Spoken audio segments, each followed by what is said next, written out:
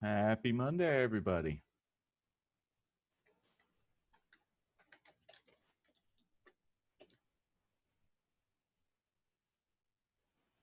I want to. Really? That bad of a weekend, huh?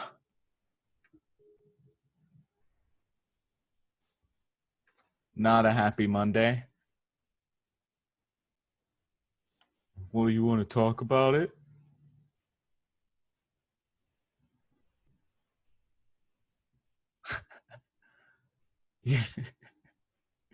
Okay, well, I'm here if you need me, buddy.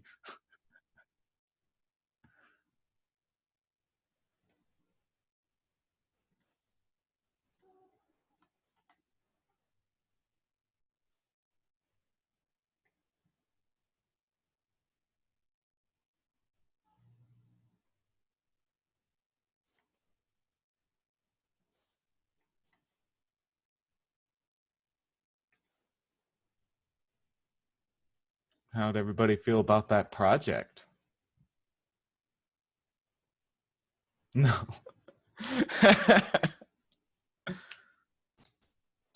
Y'all ready for the next one? Uh, Never got it to work.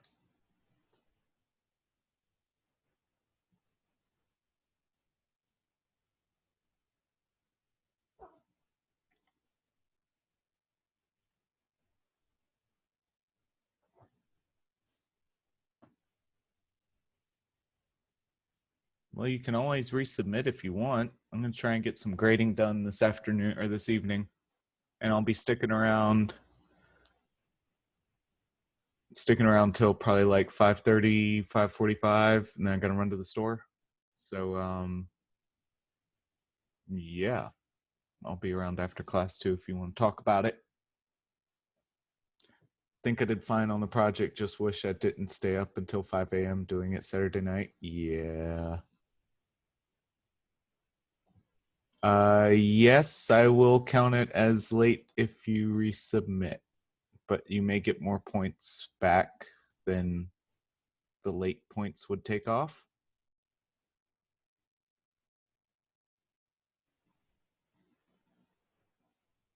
Well, it was a 90-point project. That should have been a hint.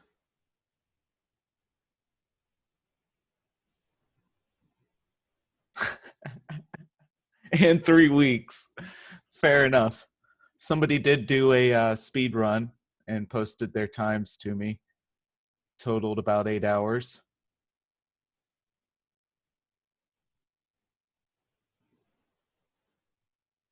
8 minutes. No, don't think about that.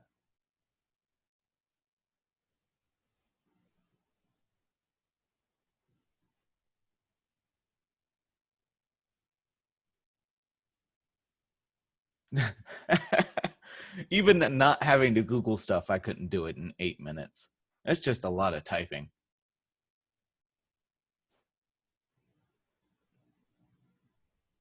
I mean, unless it takes you like, yeah, mainly navigating Vim.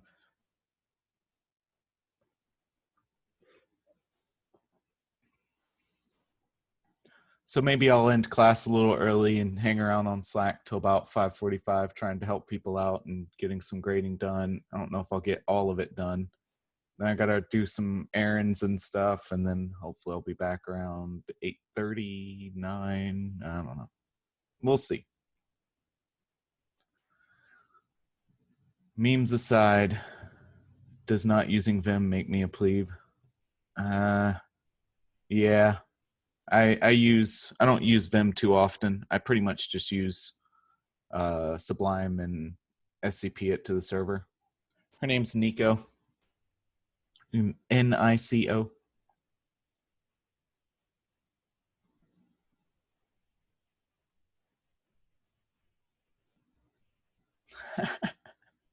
Yeah, see, I don't trust Visual Studio Code because it just runs so much stuff on the server.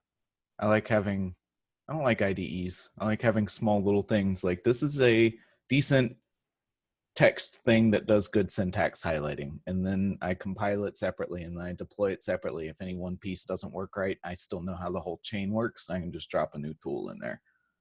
with like VSC or I don't know, Eclipse was what's like got me to that opinion, honestly, because trying to get Eclipse to work right was just terrible. And then you're like, oh wait, it's just running Java C and stuff under the covers. So if you know how to do that, what should I do if my internet always slows down around this time? I don't know what to tell you, buddy. Oh, look at the kitty.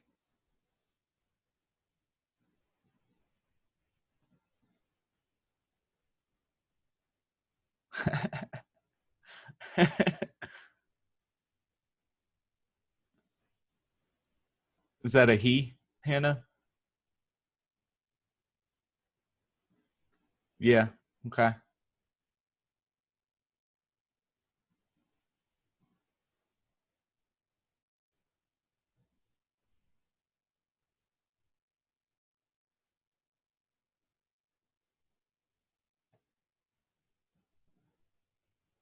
You expect me to bring my cat first in-person class? Yeah, I'm not doing an in-person class though.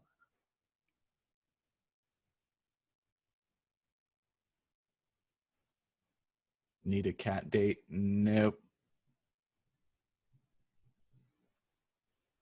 All right. Well, I guess that's enough bullshitting around. Let's get started. I suppose I'm going to start with project 5. Is that a good thing to start with? I actually need to share my screen. How about let's start with that?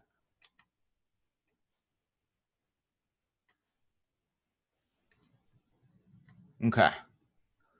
Where is our project 5?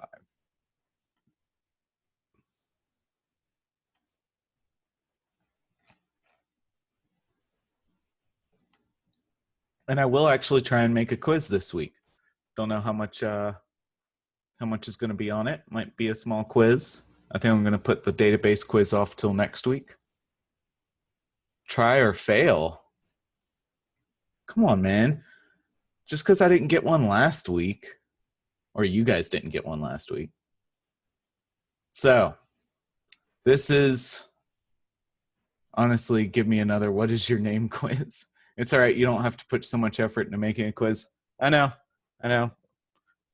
There may be an easy question at the end of the quiz, or not, or it might just be a small quiz with like 4 hard questions and no way to make up any points on. I don't know. It depends. We'll just see how I'm feeling on Wednesday. If I'm feeling really stressed out, maybe I'll just do something nice. I don't know if those things correlate at all, to be honest. Okay, so we got this here REST project. So I hope you got comfortable with using Postman, because this project is not going to use the browser at all. It's all going to use Postman to test stuff. And then the next project will make a React front end to actually display, search through it, view, edit, and all that stuff. But for now, we're just going to use Postman. So starter file, you can go here to look at it, but we're actually going to do a wget later on to pull it down. Use Postman, and there's a test suite here. You will still have to set your host variable, just like in the last project, or environment variable. And just to talk a little bit about REST, it's kind of more of a paradigm or architectural decision. There's no RFC for how to do REST. There's no like hard and fast standard or anything like that. It's just like a general idea of, hey, if you're looking up information, you should do a get. And generally speaking, like the type of things you want to search over is like that first part of the URL. So a get on /grades, and then we use these query parameters because we are actually querying the server. Gets should never really change anything on the server, so they're a perfect thing to use for this. We use, in our setup, we're going to use post to add stuff to a resource. So there's a resource called students, or a collection of resources, all the students. When you post to it, you can do an HTTP delete on it, and you pass in a username.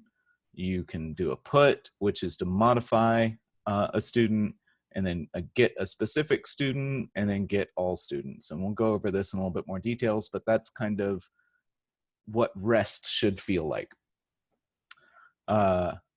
Not the actual rest of like not having a project for a week. This is not what that rest feels like. Your API should validate a username, and so we aren't actually doing a login page on this one. We're going to just have Postman send a header, an authentication header with every request. That authentication header will be used, yep, CRUD, create, read, update, delete. That's right. So basic auth is the type of credentials we're using. Postman will just create it for you, create that header for you, and then your basic, we're going to use a basic auth module the same way we were using we pulled in that Express sessions module. We're going to pull in another module inside Express called basic auth. It's another middleware piece, so we'll do like a app.use, and I believe the starter code, let me take a look at where I had this stuff set up. Does the starter code do that? Body parser. It does some of it. Okay, so we kind of sort of write our own app.use in this one. I'll get to that in a minute, but it does use basic auth to decode that header into a username and password. Okay. So every request, you're going to send a username and password. That request will get validated by some code you write. Everything's good. If the credentials are invalid, send a 401. Otherwise, process the request, blah, blah, blah. App.use are partially completed. Yeah. So in general, your API needs to do like, hey, everything worked, do a 400. If for some reason you gave a bad password or something, return a 401. If there's an error in what the user sent you, so like there's a missing field or like that username already exists and you can't create it again or whatever, you need to send back a 400. If there's an error like, oh, I tried to do this and it didn't work because the database was messing up, send back a 500. Can we do this one in Python? Nope, because I don't want to have to try and read Python. And then if you're like trying to do a get on a specific user or modify a user or something and that user doesn't exist, then do a 404. Hopefully that's not too confusing. We are actually, if we're getting all grades, we want to be able to filter, sort, and paginate the results. What do I mean by that? Okay, so filtering is like, hey, I want to get all of the grades that are of type quiz, right? So that's a filter on all of the grades. Sorting is, hey, I want to sort or I want to get all the grades that are associated with a specific user ID. That's our student ID or whatever. So that's another filter. A sort is just like, hey, I want you to, after you filtered out all the stuff I don't want, I want you to sort all the remaining results based on a given attribute. So the attribute might be the type, or the attribute might be the name, or might be, so here's an example, sort equals type. So we're getting all the grades, we aren't doing any filtering, and we're sorting on the type. And then we can also change the order when we sort it from ascending to descending. All this stuff is fairly well documented. The sorting should be case insensitive. So if you have like capital Q quiz and lowercase q quiz, they should both be sorted kind of sort of next to each other. You shouldn't have all the capitals up top and all the lowercase stuff as a new A through Z at the bottom for like student ID or something like that. If you do two different things, then this isn't an or, this is an and. So you would only return things that you're filtering on. If you filter on student ID and type, then you would only return things that match both of those, not either or. So it's an and, not an or. So filter, sort, paginate has to be in that order. Half of the filter, sort, paginate function is written for you. Pagination is just like you also pass in, hey, I want the first, that's what this block down here is. Hey, I want like the first 20, or I want you to start at 20 and give me the next 20, or I want you to start at 20 and give me all the way till the end, or whatever you want. All of this stuff, the filtering, sorting, and paginating, as well as the X total count, these are things that are going to make writing the front end much, much easier, because we're going to use a React framework called React Admin, and it needs all this stuff to be there. And if all this stuff is there, you really just kind of plop in a URL to your backend REST service, and it just kind of builds itself out on that. So it's really cool. I've used it on like 7 projects at this point. So that's what we'll be using in the next one. That's why these are very specific, like how filtering works, how sorting works, how pagination works. And by the way, they have to be in that order. You have to do a filter first, because if you did a sort and then filtered stuff out, then you're spending too much effort sorting stuff that you don't need. If you do either of those before, if you paginate first or something like that, then your pages might be shorter. Or if you paginate after you sort, then I don't know, it'll screw up the pagination. So you need to do filtering first and then sort everything that's left and then pagination last. I guess you could sort before you filter if you really wanted to, but that's just wasting a ton of effort. There's no need to do that. Function exists to do this. It's got 3 to-dos in it that need to be filled out. And then these, just read through these on your own. Oh, I didn't talk about X total count. So before you do any of this stuff, say you get all of the grades back, and then you need to run that array of all the grades or all the students or whatever through the filter sort paginate function. It's one function, does all 3 things. You want to get the list of all, or the number, the count, the length of the entire array of grades before you do any of this stuff, so that you can use it later. You can return it in the request later. So there needs to be a header in the response called X total count, and it needs to contain the number before any of this other stuff happens to it. So if you had 100 things and you filtered it down to 5, and then you sorted those 5 and you paginated it down to like just 2, X total count would still be 100. 100. So let's see. I'm not going to go through all of these different things here, what they should do. Just read through it, and then I'll let you guys kind of marinate on this till maybe next Monday, and then we'll go through this a little bit more. Database, I'm going to start talking about the Redis database earlier on, either Wednesday or Monday. And so that'll be a good introduction, a good time to talk more about the above stuff, all this stuff, when we're talking about the database. It is Redis, R-E-D-I-S, is our database. It is a no SQL system. It does not have tables and rows. It doesn't have index keys or anything like that. It is pretty different from what you guys have experienced so far with normalized SQL databases. It acts a lot more like, I mean, honestly, it acts a lot like just a big ass JSON file like we used in the last project, because it just holds JSON values. Redis was initially made to do like session storage off box. So it would, you can tell it to expire a certain key at some point. It's a really big key value store. And you can also use it for like caching, for example, if you wanted to check to see if a huge SQL query to a real database, maybe it takes like 5 minutes to run, but it changes very infrequently. You might store its answers in a Redis database and then use that as a caching layer. You check to see if it exists in Redis, and then if it doesn't, then you send the request on through to the SQL database and then store the response in Redis. And you tell Redis, hey, expire this thing in like 15 minutes, and then you go rerun it again when you get a cache miss. We're actually using this as our real database, just because I want you guys to get used to all of, at least a quarter of the things it can do. We aren't even really scratching the surface, but we're getting a good idea of its main, what are they called? Data types? Yeah. So we're going to get a feel for some of its main data types, like sets, hashes, just raw numbers, and then more hashes. So we're going to be using that. The setup is a lot like the previous one.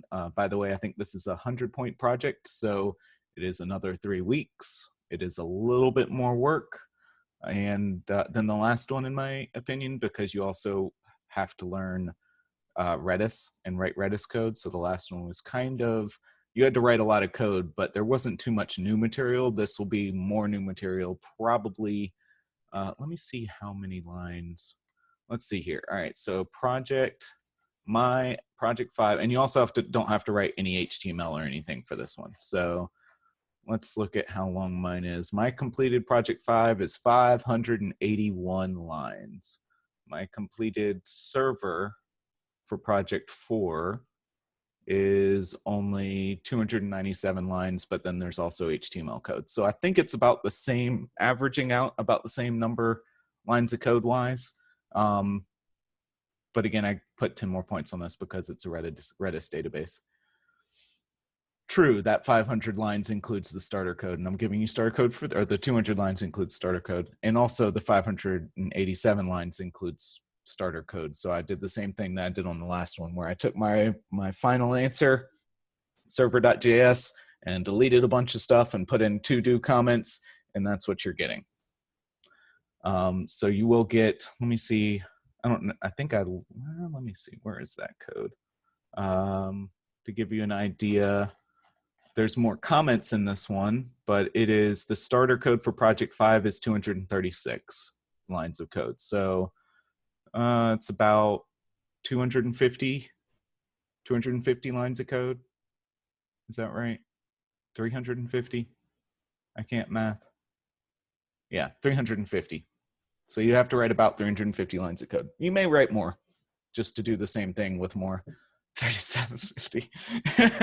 Hey, got him. All right, so the setup for this one is a lot like the last one. The main difference in this one is we don't need to serve up any static files. We don't need to have a document root. We don't need to have a dynamic thing. We don't need to have a symlink to var ww. So here is, and then where is it? Okay, so you do need to install Redis. Just follow this here tutorial. It is pretty much pulling down, build essentials. You download the actual stable code, and then you do make install and all that jazz, and you have the latest version of Redis running. And copy over your package.json. And we just have project 5/server. We don't really have a document root. We don't have a database folder inside our server or anything like that. Copy our package.json from the last one. Make sure you change your port number because we're using port 3002 now. You could set it to 3750 if you want. I don't care. But just make sure it's not 3000 or 3001 because those were project 2 or 3 and 4 numbers. Once you get your package.json moved over and you've changed your port number, you do an npm install without any variables, without any words in it, and it reads what's in package.json, and it installs all of the regular node modules into your current project 5 server folder and blah, blah, blah. Then we install 3 new things: Redis, Bluebird, and basic auth. So those 3 things will also be installed, and you do -- save so that they are also written back into your project 5 package.json. Hopefully this is boring because you all understand this part very strongly and totally don't need me to say it again, but I'm saying it again anyway. We are copying our project 4 service file to project 5. We're going to edit that to make sure your exec start line in that service file points to your project 5 folder. Since it's doing an npm start inside here, you don't also have to make this service run on port 3002. That's what your port in the package thing does. So this in your package.json is actually used by this thing. So all you have to do is change the folder from project 4 to project 5 and change the file name from project 4 to project 5, and your service file is good to go. This is an example of your exec start. Notice how it's still user bin npm start, and then there's a prefix, home Ubuntu project 5 server instead of project 4 server. That's the only thing you need to change. Make sure you enable your project 5 server service. And this looks a little different. This is our Nginx file, or our Nginx location block for this project. Looks a little different because we don't have a dynamic on the end. So in the previous projects, we had /project4/dynamic. And only if the URL starts with /project4/dynamic does it try and proxy to our Node.js server. We don't have any static files here, so there's no reason to sub namespace this into a dynamic subdirectory. Everything in project 5 is going to talk to your node files. So there's no HTML. You don't have to put any symlinks in var www. You don't have to do any of that stuff. The entire thing is dynamic. Beep, boop. Yes. Also, when you're copying all this code, make sure that this is 3002 or 3750 or whatever thing that is not port 3000 or 3001. Make sure you are forwarding to the right thing. Some of y'all were trying to do project 4 and still forwarding to project 3's port or something like that, because you had 3000 instead of 3001 in here. That's not right. So this time, make sure you remember location project 5, no dynamic. Make sure you change the port to 3002 or whatever you set your port in the package.json file up here. That same port needs to be down here. Okay, and make sure you restart Nginx after you make that change, please. And then just get the starter code. And that URL is wrong. Let me edit that. What URL should it be? This one. Real quick, on the fly like.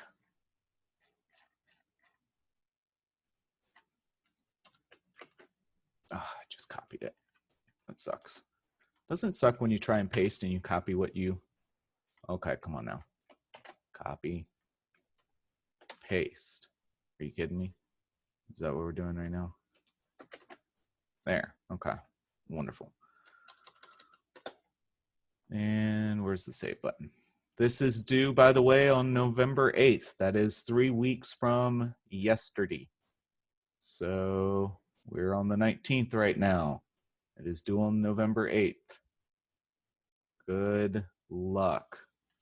Now I'm going to go over the Sublime stuff. Anybody have any questions so far about the assignment?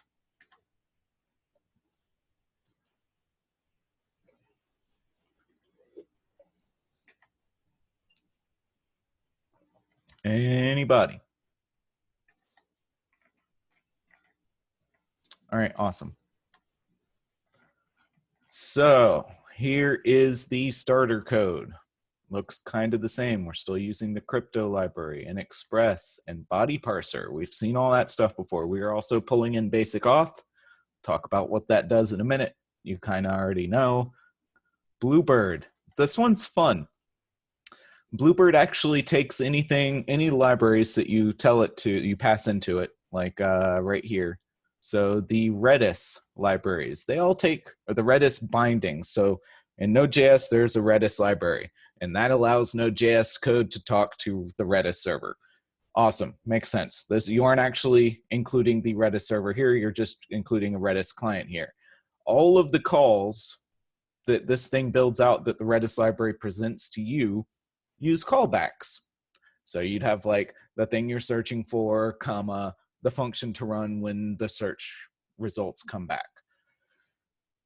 Because of the way we're doing things, callbacks are not going to be a very efficient solution, because we're going to, in certain places, need to say, all right, I want to get one request back from the server, and then I want to send off one request for every entry. So we got like 10 items back from the Redis server. And then we need to make subsequent requests on all 10 of those items, wait for all of those subsequent requests to finish, and then return back to the postman, the user, the real client, the thing that made the HTTP request. That's a whole lot easier with promises. Oh, and also I want you guys to get very comfortable with promises. So Bluebird does promisification. So it just wraps anything you put in there and makes versions of every function that's in Redis with, I think, async at the end or something like that. Let's see if I can find. Did I cut them all out? I totally cut them all out. So I think it's they just like, so if there's a Redis dot get hash or something like that, there's this Bluebird also makes inside Redis a get hash async that just returns a promise instead of taking in a callback. So Redis dot get hash, I can't remember if that's a real function or not, and then you say like the key some callback. This one would just be the key, and it returns a promise instead. So this async thing, it is created for us by some funky stuff that Redis wraps, that Bluebird does. It actually creates a promise, calls the underlying thing, creates its own callback, and then when its own callback gets called, it resolves the promise it created. So we can talk about how it does that a little bit later. We don't really need to get into that right now, but that's why we have Bluebird, because we want to use Redis as with all of its promisey goodness. And we create our client by default. The client connects to a standard port on the same server it's running on. So it's like 127.0.0.1 whatever standard Redis port is. So you're going to need to have Redis running in the background. You don't need to give it a username and password. Redis is pretty cool like that. As long as you connect to it from your own server by default, you don't have to give it a username and password. It's just like, oh, hey, yeah, we're on the same server. We're cool. So you can pretty much, you don't need to set anything else inside this create cluster call. What is set? Okay, so client.onError. So this just makes sure that, hey, this is the client, the Redis client. If we got an error, then we, log that we got an error. Maybe like Redis wasn't running or something. Set user. What does set user do? Client. Okay. Oh yeah, that's what. Okay. So this is an async function. So we're actually doing a hash multi-set in this function. I'll talk way more about this later, but HM means hash multi-set. And then so we're saying, here's the key that we're trying to set. Here's the object we're trying to write into that key. And normally we would have a callback here, but instead we can just do a dot then. And we can do a dot then and a catch, and everything's awesome. And this actually returns another promise. So when you call set user, it actually returns stuff. Yay. Okay. And here's hopefully most of y'all have already written something like this previously. It's the exact same code. And if you hadn't gotten this to work in your project yet, well, here's a little bit of free code for the last project, I suppose. It creates a user object just like the previous one did, but we just have a salt that we create when the server starts up, because it doesn't really matter. We're actually adding this to our Redis database this time. We aren't hard coding it. So every time our server starts up, we create a salt, we give it the ID of teacher, and we create a hash using the password testing, and then whatever salt we just made. Add all that together and then save it into the database, which uses this function. So every time we start up, we overwrite the initial user. You can add more users into it, but we don't really, I don't think I tell you guys to write that code. So this works equivalent to the admin user in that I can use the testing, where are we? I just clicked on the wrong window. So I can use like this teacher and testing password to go in and talk to your stuff. So that's probably what you should set up in your Postman. I think it's actually already in your Postman in that import over there. Then we set up our Express. We set up the body parser. We set up these headers that are CORS, cross-origin resource sharing, because CORS is a bitch. But we might not need it this time. Because all of our stuff next project will be running on the same port.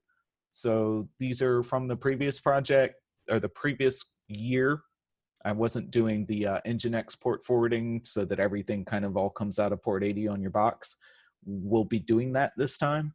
So we might not need these cross-origin things. Cross-origin is normally when you have two different host names, where you have like one host name where your HTML and JavaScript loaded from trying to talk to another host name that's your REST endpoint. And by host name, it is picky enough to complain about two different ports on the same IP address or something like that. So browsers will complain and say you are not allowed to talk to that. These things just say, the browser's like, hey, REST service, I know I'm from a different place, but can I talk to you? And these things are like, yes, you can talk to me. So that's what this does. You don't need to modify it, don't need to know why it, I mean, it'd be good to know why it's there, but no grading or anything on that. And then here's your first to-do function. So this is a middleware piece. You can tell it's middleware because it's app.use. This gets run on every request. We talked about app.use before. Before.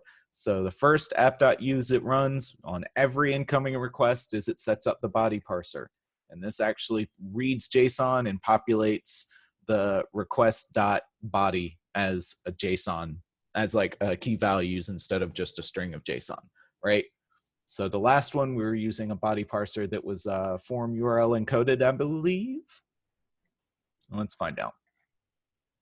Yep, body parser, and we were using URL encoded. So this is because our forms were posting URL encoded stuff in our bodies. So user ID equals Craig, ampersand, password equals blah. That's called URL encoded. And so that pulls those key pairs out and put them into rec.body. In this one, not this one, in this one, let's just close that. And let's close that real quick. Okay. So in this one, we're using bodyparser.json because all of the stuff we're going to be sending to the server is not going to be URL encoded. It's going to be JSON bodies. So the postman stuff, it doesn't have a body of username equals blah, ampersand, password equals blah. It has like curly brackets around it with username colon blah, comma, password colon blah. So we needed a slightly different parser. Fortunately, the body parser middleware works for both cases. We just tell it we want it to use JSON and everything's good. This is our third.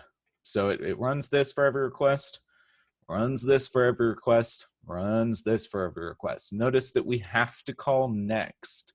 We can't just return. So in here, we never really, when we were using app.use before, we were only using other people's stuff. In this function, we're making our own middleware functions. So unlike a normal like app.get, for example, or post, our functions that we have passed in here, they just take a request and a response. Apps.use, they get 3 parameters, a request, a response, and a next function. You may think that, oh, hey, why do we need a next function? Why can't it just move on when I end my function, when I return or something like that? When my function's done executing, I would like for it to just move on.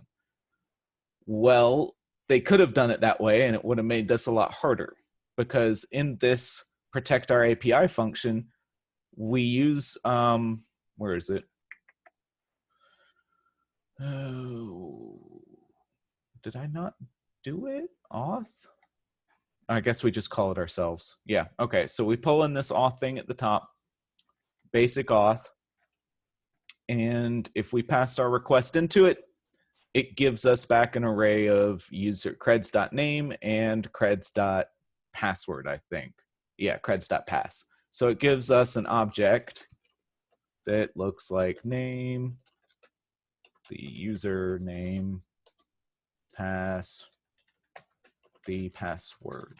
And so it reads this request object and pulls out this basic auth header and it decodes it for us and it breaks it out into this handy dandy key value pair, a pair of key value pairs, in fact.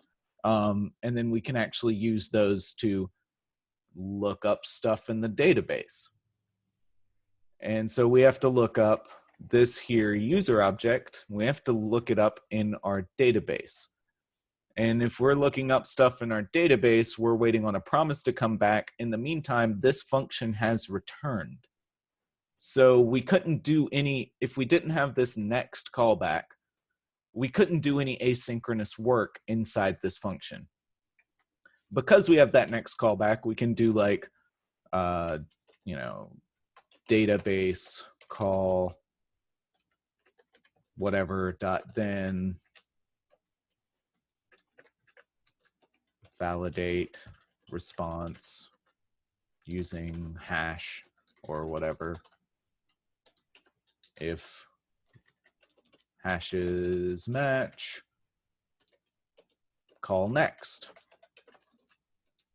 Else res.send status 401.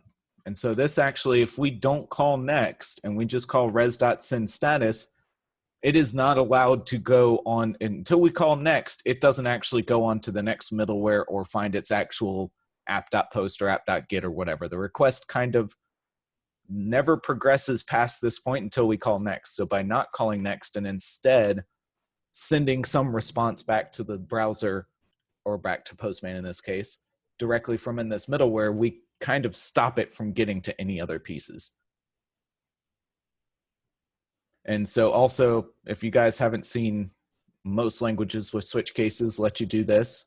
Normally you'll have like a case and you'll have some code and you'll have a break, but it will keep running. So it's like a, what is it called? It's like a label in like a go-to, right? So if rec.method is get, then it starts executing code from this point, and it goes until it sees a break. So it will execute all of these other labels, which don't do a damn thing, and then it will execute the code. So it just bloop, bloop, bloop, bloop, runs all of that code, runs all this code. It goes up until it finds a break. So you can stack up multiple things without breaks in between them, and it's like doing a big OR statement. Does that make sense? Anybody have any questions so far? I feel like I've been talking and y'all are just like in awe of how I'm totally throwing you under the bus on this project or something. A lot to know what the fuck is happening. Yeah. So is the middleware just, so that's app.use. So that just gets put onto every request from Postman to our server and every response from our server to Postman? Just on the, so when the Express library, when this app, which is our Express library, when that first gets a request, it rolls through every app.use that you've called in order. And once it gets through all of those, then it goes and finds whatever app.post or app.get with the matching URL, and it'll call that callback next. Okay. It doesn't do it on the response side, only on the request side. So do we need to call those in app.get, or do those get run automatically? They get run automatically. Okay. Cool. So like if you don't, inside here, if you don't call next, it will never get to any of your actual code down below. So you kind of need to work on this first, because if you are not ever, if you just leave this as a to-do like this, no other, like it'll be like no request ever happened. It won't apply anything because you aren't doing a res in that app.use either, res.send status or anything, and it won't run any of this code. All right, cool. Thank you very much. Yep. So I'm going to spend a lot more time talking about how we're interacting with the database. I'm going to spend a lot more time talking about how we're going to do the filter sort paginate. I got a decent amount of comments in here. If you're wondering what to do or you want to know why things are working this way, I know it's easy to just completely skip over the comments and ask me questions instead, but read the comments. Maybe they'll be useful.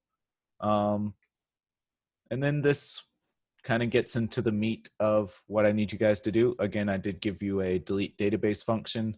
This is just so my Postman stuff can clean out the database, start with a fresh user, no students, no grades, and start making requests and know what sort of answers I'm going to get back. So I could expect to get back 3 items from a request because I know I deleted the database and then added 3 items, right?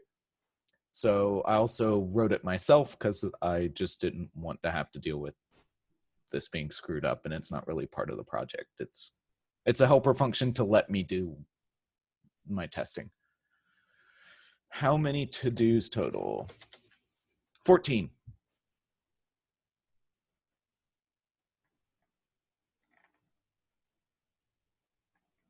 Just this one file, yep.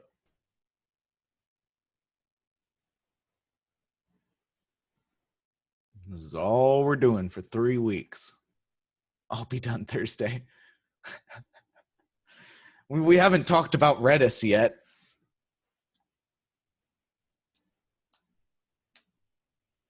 At this point, release the rest of the projects.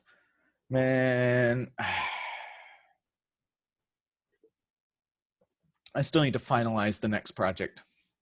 And the final, if we get around to it, the Docker project I haven't even thought about or written yet. Like I have an idea what I want it to do, but I don't know. Yeah, James did a speed run.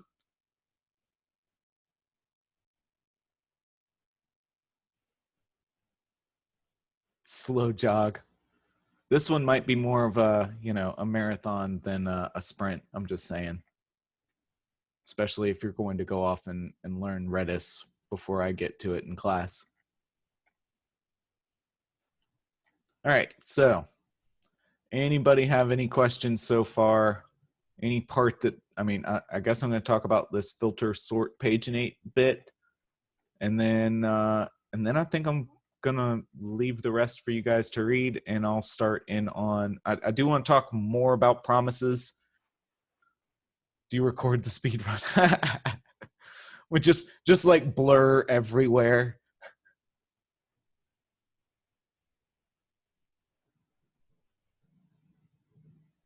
So I'm probably going to talk some more about promises, how we make promises, how we can tie multiple parallel requests together into a single promise. I'm going to talk about that on Wednesday, and I might start in on Redis on Wednesday. Monday and Wednesday next week will be pretty much entirely Redis. I'm going to try and do better at that than I did last year, because I was like, here's all the functions and what they do. Good luck. It makes sense, right? And everybody's like, yeah, no. And then people just weren't using it right. So I'm going to try and do more examples with Redis, just so that you guys kind of understand the tools that are in the Redis toolbox and how you choose whether to use a set or a hash or a counter or whatever.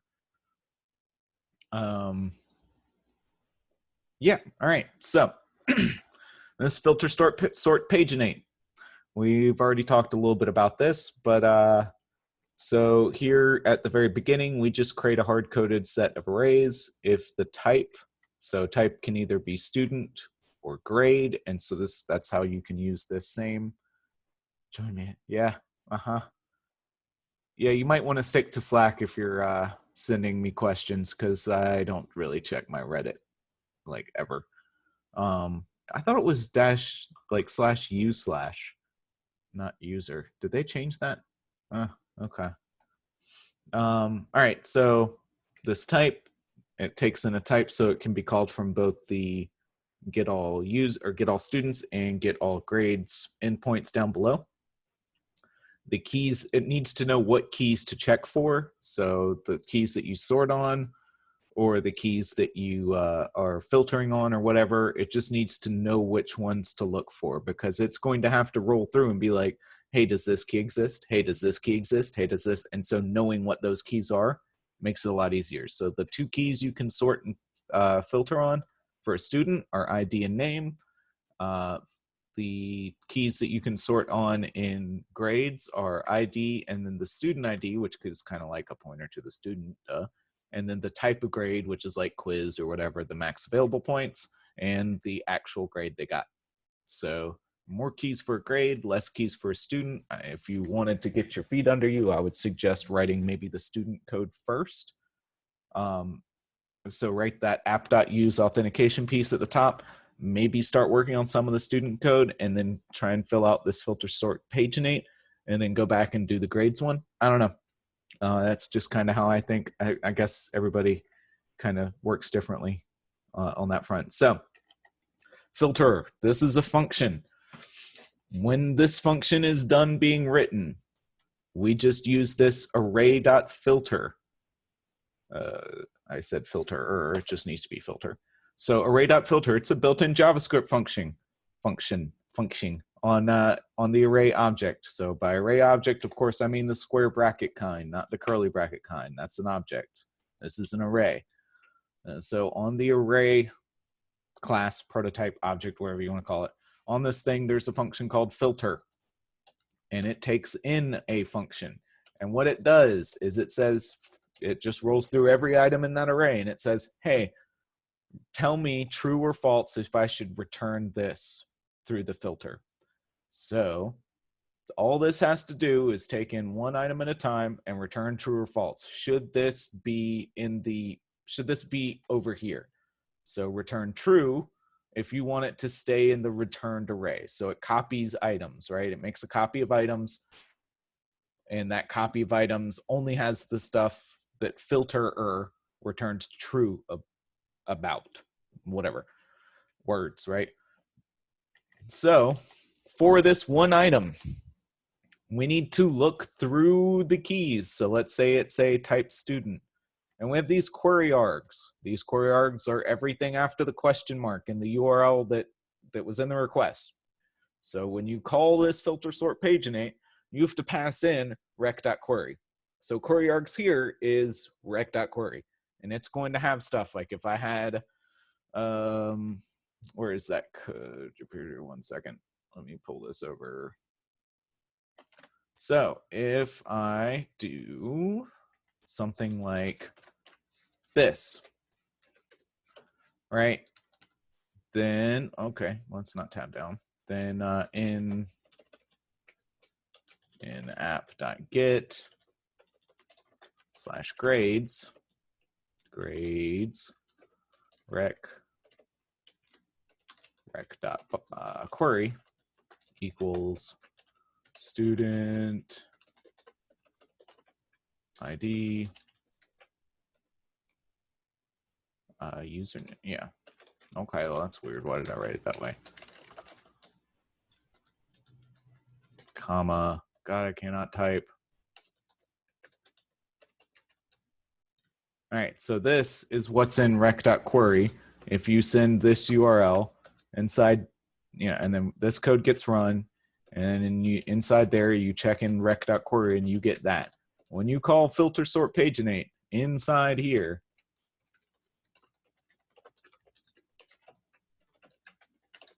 you got a hard code that it's type student, or this one will be grades.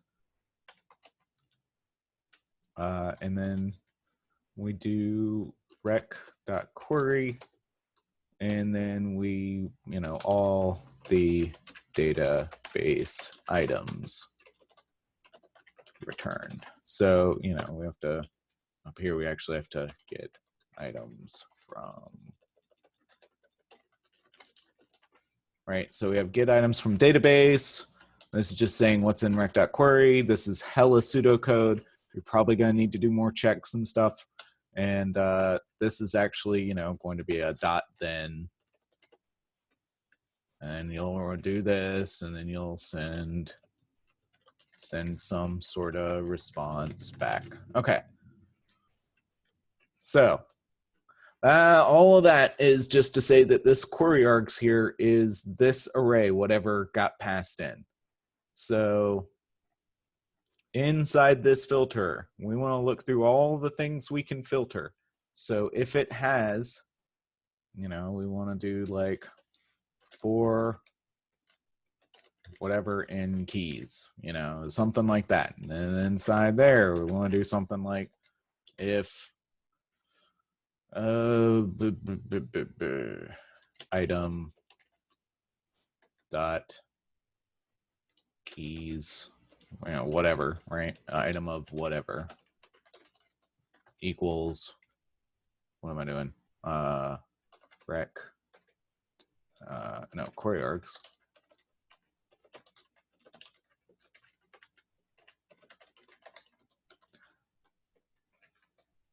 And we want it to say not equal, and then we just return false. And this way, if we get through all this for loop stuff and we haven't returned false yet, then we can return true at the bottom. This isn't exactly right. This isn't exactly right because where is the key existing query args and its value doesn't match. So we do have to check, that's right. We also have to do if query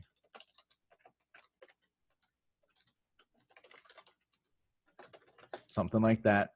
And the one thing that we're missing is this comparison needs to be case insensitive.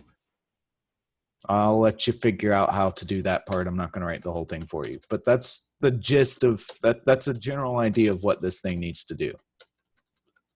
So we just look through all these hard-coded keys and we say, hey, is student ID in our query args Oh, it is. Okay. Does item of student ID match query args of student ID? Because student ID might be Bob or it might be 23 or whatever. We only want items that have a student ID of 23. If it doesn't match, then we return false. If we've looked through all the keys and not returned false, then we can return true at the bottom. And that's how this thing filters stuff down for us. So that'll delete all of the items that don't have a student ID of Bob or whatever the hell. And it's also, it does the ending for us, because if any of these don't match, it immediately returns false. So it's not like you can have, where is it? You can have a student ID of username or type quiz, right? That wouldn't work right. Like if we wanted that to work, we would make this return true, and we would have to return false at the bottom. That kind of inverts the logic, right? That makes it an ORing kind of situation, because anytime any one of those things match, boop, it bumps out to true. What we don't want that to happen. Instead, we want it to be like, as soon as any of these things don't match, bloop, kick them out. So that's why we return false here and return true at the bottom. And that's why we're calling it an ending situation, not an ORing or whatever. So then we just filter it. We tell the array function to call our filterer on every item, and it gives us back an array of items. And then we set up some default variables. The default sorting is on ID. So if we don't have a sort, then we sort by ID. The default direction is ascending. If we don't have a direction, then we set it to ascending. And then we use this direction thing as 1 or -1. That gets used in here. I'll let you guys read how, ask questions later, but we use the same sort of array.sort, the same thing we did with array.filter. Our function, our sorter function, needs to return a +1, a -1, or 0, depending on whether item A, so it'd be a.id or a.studentid or a.grade or whatever you're sorting on, whether that's bigger, smaller, or equal to B. Funny thing, if we just don't return that, we can use this direction thing to reverse whatever we had. So if they're equal and we're sorting ascending or descending, you're going to return 0 either way. They're not going to move because they're always going to be next to each other, whether you're ascending or descending. If you think A is bigger than B, and I forget which one's which, but let's say you think that A is bigger than B, and so you're ready to return a 1. And then you go, oh, but the direction is descending. Well, you just multiply it by direction. So if you are about to return 1, whatever you're about to return, you multiply it by this direction, and that will automatically invert it or not invert it, because multiplying by things by 1 doesn't make any difference. Multiplying things by -1 is only going to change the -1 to the 1, 1 to -1. It's not going to screw up the 0. So you can do all of your logic in here for comparing A and B. And once you have that comparison done, before you return, you just multiply what you're about to return by the direction, and that will make sure that it takes into account ascending or descending. Kind of cool. Most of this maybe makes sense.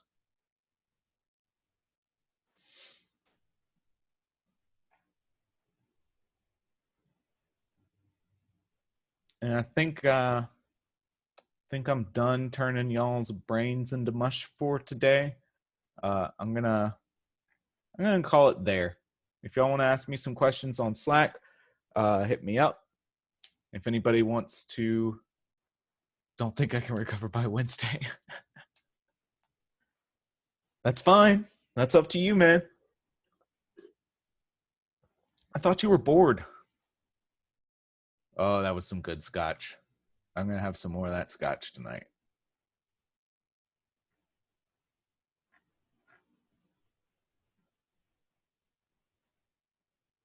I'm going to answer any questions you guys have so far about Project 5, and then I'm going to go over some more promises stuff, and then I'm going to start in on an overview of Redis, but that's probably going to bleed well into next week on the Redis front. There's a lot to talk about, and I want to go more in depth and show more examples than I did last year. Last year I did it in like a day and a half, and then people were just like, wait, what? So I'm going to try and do like 2.5 days on Redis.